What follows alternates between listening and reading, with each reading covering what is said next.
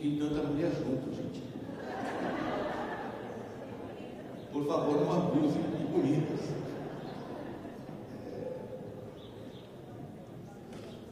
E tem mais, viu? Tanta mulher assim, e tanta gente assistindo palestra depois do almoço. Olha, isso aqui é herói. Eu agradeço que todo mundo preste atenção, não quero essas cabeças balançando assim. Me pediram para falar de tecnologias do conhecimento e os desafios da educação e cruzamento com o desenvolvimento local, que é basicamente, né?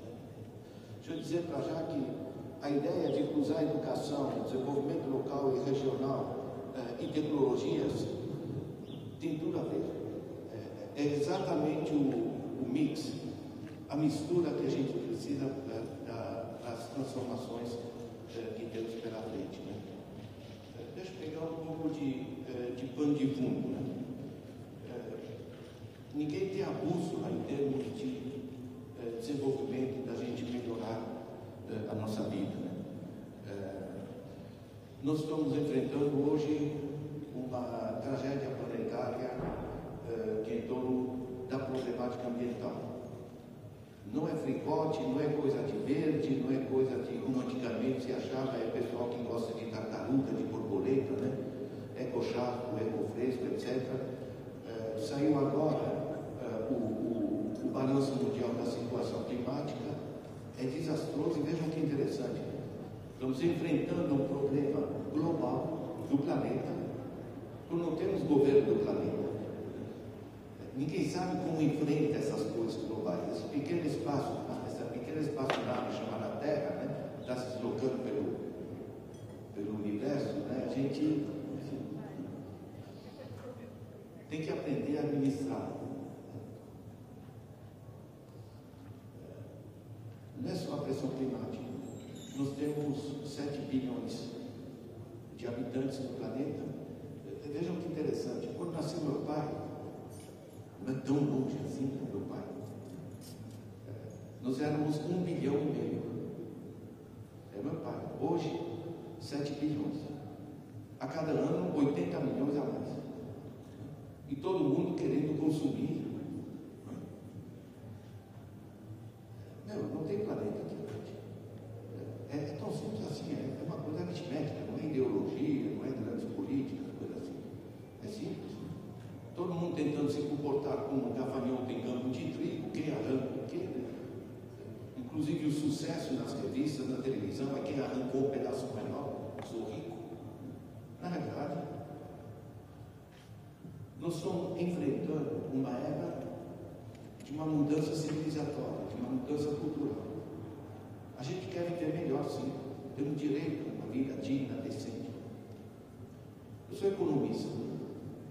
É interessante que economista falar com educadores. E é interessante pelo seguinte: a educação está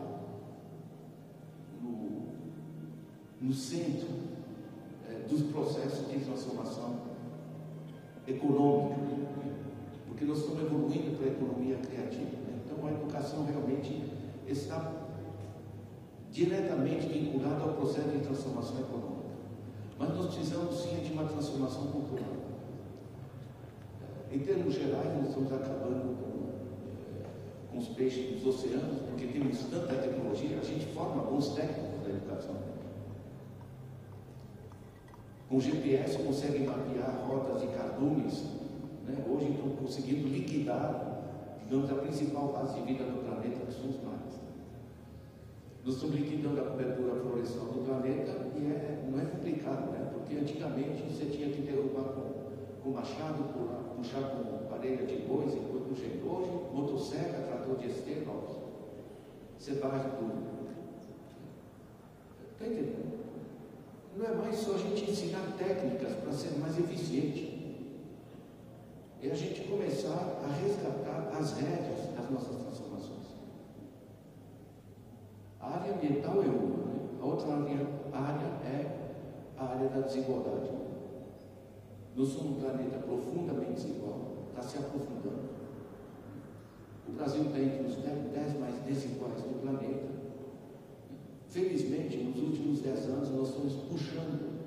parte de baixo da sociedade para cima, tivemos imensos avanços. Saiu uma pesquisa que pode interessar muito vocês, que é o Atlas de Desenvolvimento Humano Municipal, 2013. Saiu agora em setembro. Mostra como evoluíram todos os municípios brasileiros em termos de indicadores de qualidade de vida, basicamente de IDH, Indicador de Desenvolvimento Humano, saúde, renda e educação. Para vocês terem uma ideia, nós tínhamos em 91, 85% de municípios com IDH muito baixo, evoluímos, e em 2010 apenas 0,6% dos municípios estão com IDH muito baixo. Ou seja, houve uma transformação radical no nível público. Isso é sentido, né? Tá? E por todo lado. Nós estamos com o nível mais baixo de desemprego desde muitos anos, enfim. Só que estamos saindo de um buraco extremamente profundo. Né? É curioso que a educação nesses 20 anos é a que mais evoluiu, mas também é a que mais pesa negativamente nos nossos indicadores, porque continua a mais atrasada. E a educação é um vetor de reconstrução dos equilíbrios, da redução da desigualdade absolutamente fundamental. Portanto, nós temos esses dois mega desafios que são planetários. A desigualdade, porque senão, se a gente não remediar, o planeta não é só nos países árabes, é por todo lado, está começando. É só olhar as periferias em São Paulo, os movimentos sociais, etc. Então, todo mundo de saco cheio de viver, de não ter acesso a uma vida digna. Né? Deixa eu dizer para vocês um dado econômico muito simples. Se a gente pega esses 7 bilhões de habitantes do planeta e o PIB mundial, que é de 70 trilhões, se dividir de maneira razoável pelas populações, nós vamos ter, por família de 4 pessoas, R$6.000 por mês. É interessante, né? Quer dizer, com o que a gente produz hoje. Nosso problema não é de produzir mais, é de produzir de maneira mais inteligente, de produzir de maneira mais justa, mais distribuída, é de produzir sem destruir o meio ambiente, senão a gente está destruindo o nosso futuro.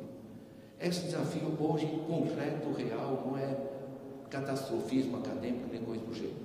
Nós temos que trazer uma outra visão de mundo para dentro da sociedade e, portanto, para dentro, evidentemente, da escola. Deixa eu fazer a ponte desses problemas com o desenvolvimento. Esses são desafios, né? O grande desafio ambiental, não podemos continuar destruindo o planeta. O desafio social, não podemos organizar a sociedade só para minorias ricas. Né? Quais são as oportunidades nisso? Né? A primeira, extremamente importante, que tem tudo a ver com esse repensar o papel da educação, é o papel do desenvolvimento local, regional. A gente não fica só no local no sentido de município, né? Mas a gente pensa no seguinte: nós temos que organizar cada território para usar de maneira inteligente, não destrutiva e equilibrada socialmente o conjunto dos potenciais. Vejam bem, em 1950 nós éramos uma população essencialmente 2/3 de população rural, ou seja, todas as decisões se tomavam nas capitais, porque o resto era a população rural dispersa. O Brasil se urbanizou. Hoje temos 85% de população urbana. Ou seja, a possibilidade da gente resolver os problemas localmente muda radicalmente. Quando você muda para a cidade, a dimensão da organização entre as pessoas muda. Na área rural, população dispersa, cada um resolve o seu. O lixo é na valeta, né? Você não pode fazer isso na cidade, né? A água é no poço, o transporte é o jeito que for, não. Quando você vem para a cidade, o transporte tem que ser um sistema coletivo. São Paulo é uma piada, eu trabalho em São Paulo. Né? Sabe qual é a velocidade média dos carros? 14 km por hora. É legal, né? Pagar um carro que anda 150 e andar 14 km por hora com ele. A gente consegue se paralisar por não ter meios, por excesso de meios de transporte e por não ter transporte coletivo. Portanto, nós temos que ver os impactos da urbanização, porque um espaço urbano é sistemas de transporte que tem que ser coletivo para todos, né? Redes escolares, a água que chega, o esgoto que sai, o esgoto não pode ir para cá. Não estou entendendo. Quando você se urbaniza, você passa a ter de levar ou generalizar o que a gente chama de consumo coletivo. Quando a gente diz que é trazer os pobres para cima, não é todo mundo comprar mais carro, mais isso, mais aquilo. É ter acesso ao conjunto dos sistemas de consumo coletivo que permite às pessoas viver melhor. As cidades, nesse sentido, é uma imensa oportunidade, porque nós podemos começar a nos articular de maneira inteligente para fazer funcionar cada cidade. Você tem muitas pequenas cidades que têm certas dificuldades. Aí você organiza consórcios, né? Da mesma maneira que vocês organizaram aqui um consórcio nessa área da educação, vocês têm Penápolis, que organizou o sistema de saúde. Né? Todo mundo vinha para Penápolis porque tinha um hospital melhor. É um problema, todo mundo vinha para Penápolis. Eles se redistribuíram para ver cada município o que ele tem um município que não tem oftalmologia melhor, coisa do gênero, e se reorganizaram. Portanto, de certa maneira, nós baixamos o problema do desenvolvimento para o nível local, para o nível territorial. Por que isso é tão importante? Porque muda a cabeça da gente de uma visão que a gente tinha antigamente de que o desenvolvimento se espera, né? Enfim, ou vai chegar uma empresa, ou o governo vai fazer um grande projeto, coisa do gênero, para uma visão diferente. O governo se faz. O que vier de fora é bom, mas é sobremesa. O essencial é o que você gera a partir das suas próprias capacidades no nível local. Portanto, a urbanização muda as relações. E tem mais, hoje, qualquer cidade média tem engenheiros, tem economistas, tem administradores formados, ou seja, nós podemos administrar nosso território de maneira inteligente. Ponto de interrogação, ver se a educação, tal como nós a temos, realmente ajuda a essa apropriação do território e das transformações que são necessárias. Né? Portanto, um nível é a urbanização que muda o contexto e que nos leva muito mais a conceitos de uma educação enraizada, apropriada pela população local. Tem um segundo nível extremamente importante, que é o seguinte: a gente pensa em desenvolvimento, em economia, sempre pensa em fábrica, comércio, agricultura, em fins tradicionais. É cada vez menos o caso. As principais áreas de atividade hoje são saúde, educação, lazer, cultura, segurança, habitação, esse tipo de coisa. Que tem em comum o quê? O investimento nas pessoas. Para vocês terem uma ideia, o principal setor econômico dos Estados Unidos hoje é saúde, 18% do PIB. Então, na realidade, todas as áreas industriais dos Estados Unidos ocupam menos de 10%. A educação no Brasil, somando alunos, professores, administradores, são mais de 50 milhões de pessoas. É um universo, gente. Uma geração atrás não era assim. A educação era para minorias, saúde era para minorias, certo? Essas atividades vão se generalizando. Por que é tão importante para nós? Porque esse tipo de atividades, que são investimento nas pessoas, saúde, educação, cultura, lazer, etc., são coisas que se resolvem localmente. Eu, para produzir sapato ou computadores, eu posso produzir na China, botar em container e despachar para cá. Se é sapato, inclusive, vai fechar que as usinas, as fábricas de sapato em Franca. Né? Mas no caso, isso aqui é inevitável, gente, é uma desgraça.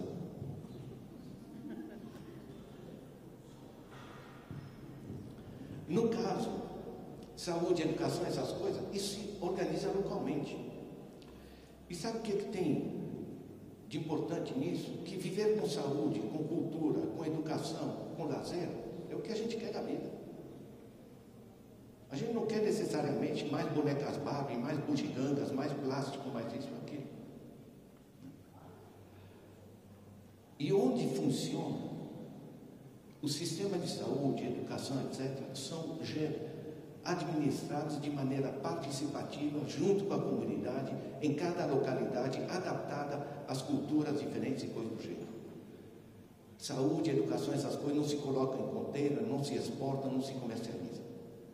Funciona de maneira participativa, organizada local. Por que é tão importante?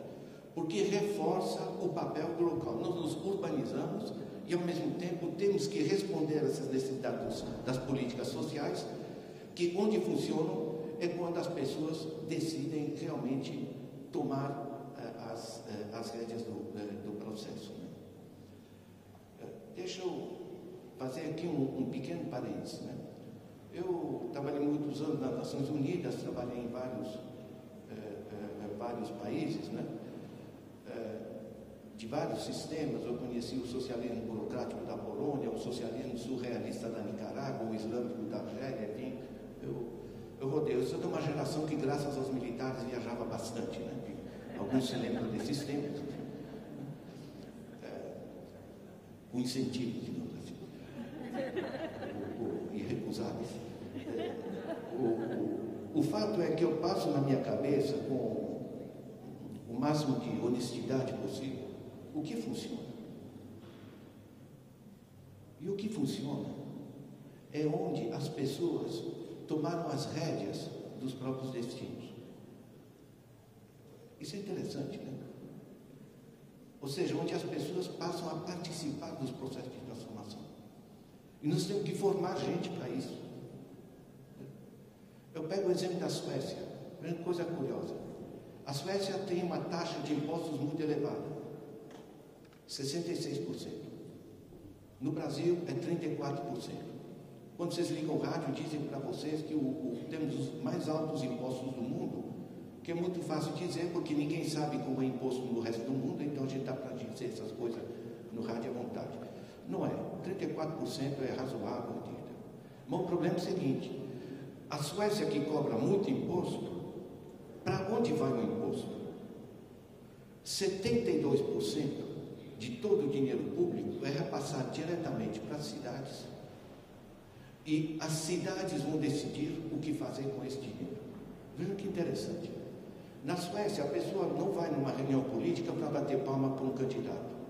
Vai para decidir como é que melhora o saneamento da cidade, que tipo de computador vai pôr na escola dos filhos e por aí vai. Estão entendendo? A política meio que baixou para o chão, foi reapropriada. Certo? Isso é vital. Vamos dizer, a Suécia é rica. Não, a Suécia é rica é por isso. Porque um país congelado 7 meses por ano consegue ser tão rico. Porque se apropriou de um sistema local e os recursos são utilizados em função das necessidades que as pessoas manifestam diretamente. Isso é democracia. Ou seja, de certa maneira, todo esse processo da urbanização e da primazia das atividades sociais no conjunto das atividades econômicas está reforçando todo o espaço de desenvolvimento local e o potencial desses processos. Né? O terceiro eixo tem muito mais ainda a ver com educação e desenvolvimento regional, ao meu ver, que é a economia do conhecimento. Vejam bem, quando eu pego esse aparelhinho que toca fora de hora, aqui pode ter 5% de trabalho físico e de matéria-prima. De onde vem o preço, o valor disso aqui, o custo disso aqui? Vem de pesquisa, design. Né? Por que é tão diferente? Porque matéria-prima, por exemplo, ferro, zinco, o que seja, isso esgota. Mão de obra cansa, você tem limites. Conhecimento não. Conhecimento não é material. Isso é fundamental, gente. Eu sou economista, para nós é uma revolução radical. Tudo que a gente estudou é alocação de recursos escassos. Conhecimento não é escasso. A grande diferença é o seguinte: se eu passo para você o meu relógio, isso é século passado, bem fabril, físico. Se eu passo para o seu relógio, eu deixo de ter o relógio. A gente chama isso de bem rival. Se eu passo uma ideia para você, eu continuo com ela. Eu não perdi. Estão entendendo? Está se abrindo um gigantesco horizonte da chamada economia criativa, economia do conhecimento, sociedade do conhecimento. Certo? Da mesma maneira como houve uma era agrícola, né, no mundo, uma era fabril, hoje estamos entrando com toda a força e rapidez na economia do conhecimento. E a economia do conhecimento trabalha com uma matéria-prima que não se esgota. E mais, a fábrica pode ser propriedade de um e outro não tem fábrica.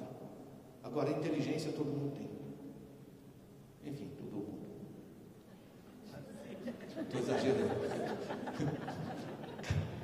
Cada um de nós conhece uma topeira que Deus...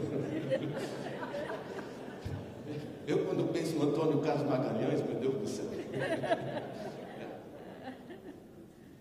Mas, na realidade, eu, quando vejo a capacidade criativa de tanto moleque em favela, que coisa fantástica. Você sabe que qualquer moleque, qualquer coisa, tem aquele fantástico potencial do ser humano que tem aqui, juntando isso com o coração, com vontade de fazer coisas, né, com tudo que você pode transformar. Eu tive na premiação da favela de Antares, né? A favela de Antares favela, gente, no Rio de Janeiro, né? Eles conseguiram generalizar o acesso banda larga à internet de maneira criativa. Enfim, vocês podem imaginar como generalizar o acesso banda larga à internet. Mas o fato é que hoje, em vez de comércio de droga, eles estão produzindo design, estão prestando serviços online a pessoas que têm problema com o seu computador, estão produzindo música, cultura, etc. Levantou voo, tem um filme na internet sobre eles, eu participei da premiação, fui lá, conversei com eles. É extremamente interessante. E o interessante é que o rapazinho que dinamizou essas coisas, um bom favelado, preto como se deve, dinâmico, criativo, nessa seleta reunião aqui no Ibirapuera, em São Paulo, com todo o pessoal, né? Ele disse: nós com informação não somos iguais. Nós com informação não somos iguais. Isso é muito importante. Significa que numa era em que todo mundo pode ter acesso a toda a informação, conhecimento do planeta, porque está na net, está conectado, há uma democratização radical de toda a sociedade. Claro que está exagerando, né? Está falando para uma plateia que é mais igual que ele, digamos assim, certo? Mas na realidade ele complementa dizendo: antigamente eu precisava esperar que apareça a fábrica para me dar emprego, para eu poder ganhar minha vida. Hoje não. Hoje eu tenho acesso ao conhecimento, eu posso participar do processo, eu posso criar um emprego. Gente, isso significa, evidentemente, que aqui também a educação passa a desempenhar um papel radicalmente diferente. Certo? Porque eu dei o exemplo disso aqui, 95% do valor disso aqui é coisa ligada ao conhecimento. Qual é a nossa matéria-prima, nós educadores? É conhecimento. Quando 3/4 do produto, como ordem de grandeza, tem a centralidade no conhecimento, gente, o papel da educação muda. Nós estamos no centro dos processos de transformação econômica, social e ambiental do planeta. Daí a importância que eu, um economista, passa a trabalhar com educadores, porque nós precisamos transformar a educação para transformar os próprios processos econômicos, os próprios processos sociais e ambientais do planeta. Né? Um quarto eixo de oportunidade está na conectividade. Eu falo com meu irmão que está na Polônia, pelo Skype, pelo computador, de graça. Né? Eu ligo para um professor aqui em Campinas, no meu celular, me sai uma nota daquele tamanho na conta do celular. Nós temos esse imenso potencial, porque são as ondas eletromagnéticas, né? Você coloca satélites geoestacionários em todo o planeta, gente, está todo mundo conectado, está todos os documentos, toda a produção científica do planeta está conectada, está à nossa disposição. O que nós temos? Nós temos intermediários que têm que travar isso, né? Porque é gente do século passado que está segurando e diz: eu não solto isso aí, porque isso aqui é a minha, né? É assim que eu ganho dinheiro. Nós estamos com organização social e leis que correspondem a bens materiais do século passado, né? Aplicadas ao novo século, a economia digital, né? O conjunto do universo digital, eles estão no analógico, né? E, de certa maneira, nós temos, ao mesmo tempo, o desafio e a oportunidade de nós, educadores, negociarmos essa transição, essa transformação no país, né? Essa conectividade é fantástica. Eu tive em Piraí, por exemplo. Piraí gerou o acesso integral de toda a população à banda larga na internet, né? Custo baixíssimo. É um programa municipal, né? que eles fizeram. É interessante, né? Eu vi nas escolas os meninos com laptopzinho fizeram um acordo com a Intel, né? R$400 por microcomputador, certo? Azulzinho, né? A professora está dando uma aula sobre o Rio São Francisco, os moleques estão pegando o Google Earth, né? A visão de satélite da região que ela está falando. Leva o computadorzinho para casa, faz um estudo comparado de bacias hidrográficas. Está entendendo? Você não está mais trabalhando com um professor transmitindo o conhecimento, qual é o comprimento do Nilo, coisa do gênero. Você está trabalhando com um professor que precisa pensar como orientar e organizar o universo de conhecimento, né? A mobília que a criança tem aqui em cima, certo? Ajudar a organizar esses processos, porque ele está conectado com qualquer documento, qualquer estudo, excelentes filmes científicos de qualquer parte do mundo hoje, e que ampliaram radicalmente todo o universo do que a gente chamava educação. São as oportunidades e ao mesmo tempo desafios, né? Eu vejo assim que para a gente entender os novos papéis da educação, a gente tem que entender esse processo de urbanização, que nos dá a possibilidade da gente, como cidade, como região, como município, da gente adquirir uma identidade, de a gente trabalhar, né, de maneira articulada, com parcerias locais, etc. Né? E nós temos também o peso que o social adquiriu, em particular a saúde, a educação, a evolução para a economia do conhecimento e a fantástica conectividade planetária, né? Todo esse mix se resume aqui, a cada um de vocês que é professor, certo? Semana que vem vai entrar na sala de aula, meninos, peguem seu caderno, está aqui o giz, está aqui a coisa. Estão entendendo? Eu estou trazendo aqui a necessidade de um deslocamento, de visões, de como a gente passa a trabalhar a educação. Para já, não há estoque de conhecimento a se transmitir, certo? Aquela ideia que a gente vai transmitir o básico para o menino, certo? É cada vez mais difícil.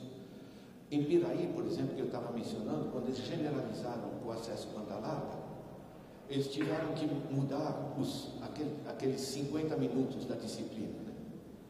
Porque o moleque começa a trabalhar, por exemplo, um problema em torno que envolve algum problema ligado a questões de energia, ele vai navegando de um tema para o outro, ele começa a construir o uso dos conceitos, não decora os conceitos, ele constrói o uso dos conceitos em função dos problemas que ele tem que resolver. Ou seja, desloca-se. A filosofia da educação não é transmissão de conhecimento, né? É um professor menos lecionador e mais articulador, né, dos sistemas de organização de acesso ao conhecimento que a criança precisa ter, né? São dinâmicas, digamos, em que eu acho que o Montaigne, no século XVI, resumia muito bem, no século XVI, né? Ele dizia: nós queremos uma cabeça bem cheia ou uma cabeça bem feita? Como é que a pessoa vai navegar nesse novo processo, nessas novas dinâmicas, né? Deixa eu dar um exemplo para vocês que eu acho que é interessante, que é o exemplo de Pintadas, na Bahia, né? Pintadas, na Bahia, é um município pequeno, 12 mil habitantes, estão a 68 quilômetros do asfalto. É dureza, não é fácil, estão no semiárido. Eles elegeram uma prefeita do movimento social, que não pertence ao interesse do Antônio Carlos Magalhães, ou esse, aquele, enfim, está na Bahia, mas que está articulado com os movimentos sociais da comunidade, né? E quer responder às necessidades da comunidade. A primeira coisa que o governador da Bahia fez foi mandar fechar a única agência bancária local, né? Estamos no Brasil, né? Tem que mostrar quem manda, porque eles votaram para essa mulher, a Nelsa, né, que é do movimento social, em vez de votar nos caciques, no cacique tradicional. Pintadas, todo ano saíam 3 mil pessoas para cortar cana aqui no estado de São Paulo, em vez de desenvolver o próprio local. O raciocínio era curioso, porque diziam: por que você vai para São Paulo? É que aqui não tem emprego. E por que não tem emprego? Ah, porque é pobre. Meu, se é pobre, é que tem um monte de coisa a fazer. Por que você vai embora, né? É interessante isso.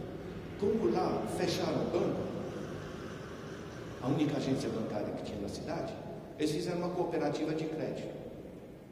As poupanças deixaram de sair, porque eles achavam que banco financia. Banco não financia, banco passa o expirador, né? Chupa, né? Depois aplica nos sistemas financeiros. Parou de sair dinheiro. Eles fizeram uma parceria com a Federal da Bahia para estudar tecnologias de recuperação do solo do semiárido, para melhorar a base produtiva agrícola. A Federal da Bahia fez um plano de trabalho para eles, de graça, fizeram uma parceria. E eles mudaram.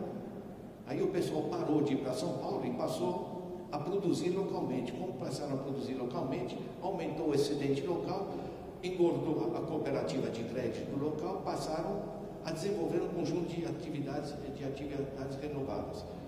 Finalmente, eles mudaram o sistema educacional. Passaram a ensinar as tecnologias do semiárido na escola. Por que é tão interessante isso? Porque a visão é que o diploma não é uma coisa que serve de trampolim para o moleque escapar da sua realidade. A educação tem que ser um instrumento de transformação da própria realidade. Isso é muito interessante.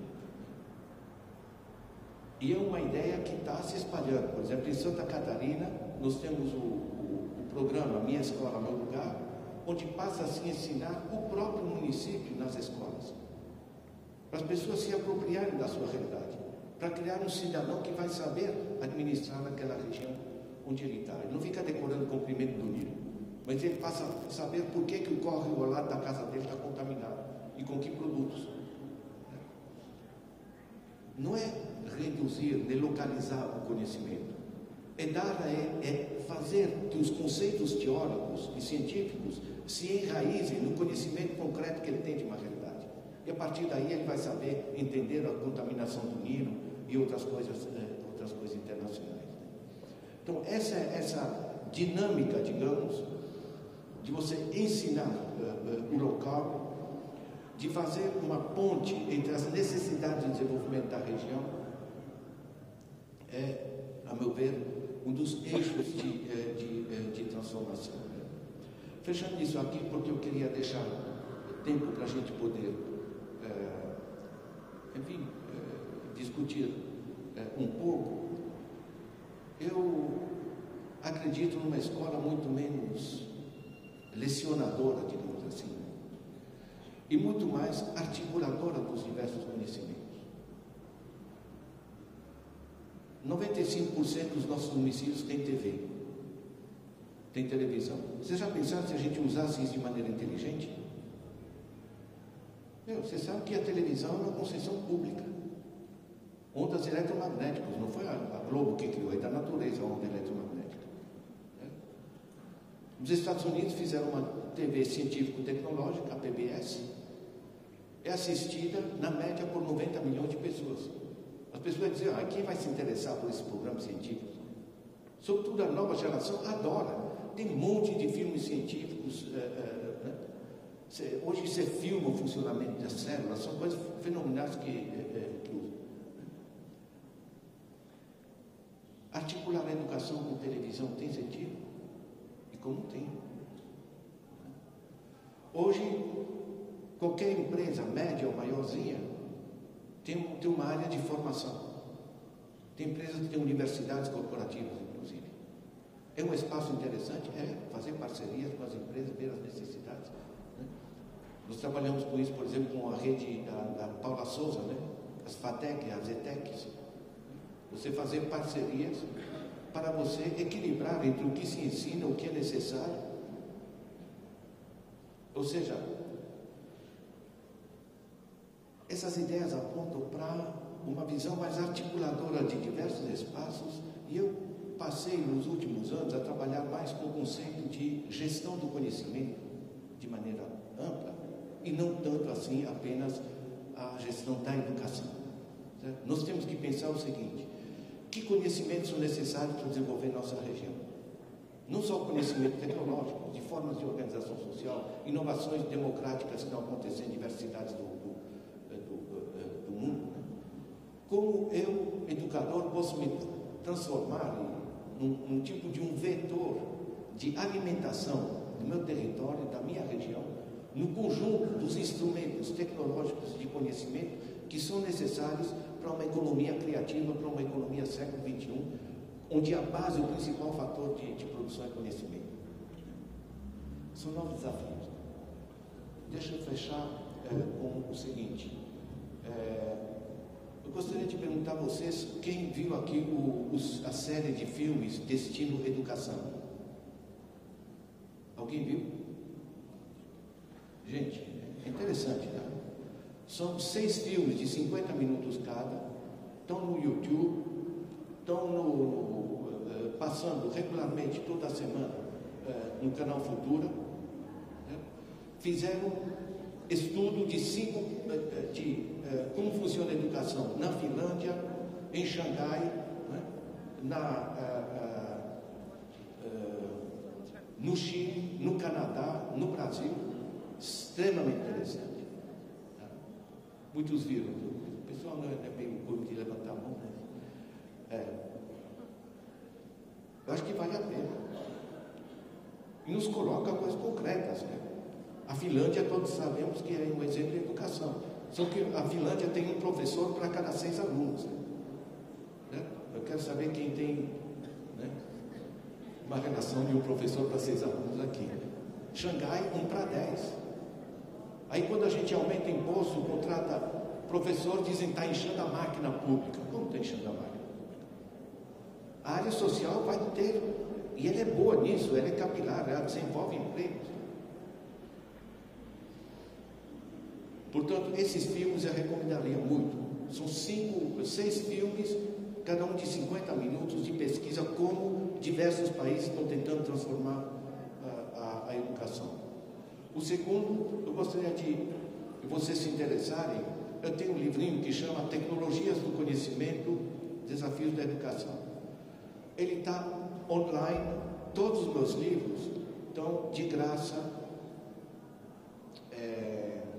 no meu site. Vocês devem ter, provavelmente, no meu programa tem meu nome, né? Ladislau. Vocês colocam Ladislau no Google, vocês caem lá. Né? No pior dos casos, vocês chamam um filho de vocês que resolve no instante o problema. Muito obrigado.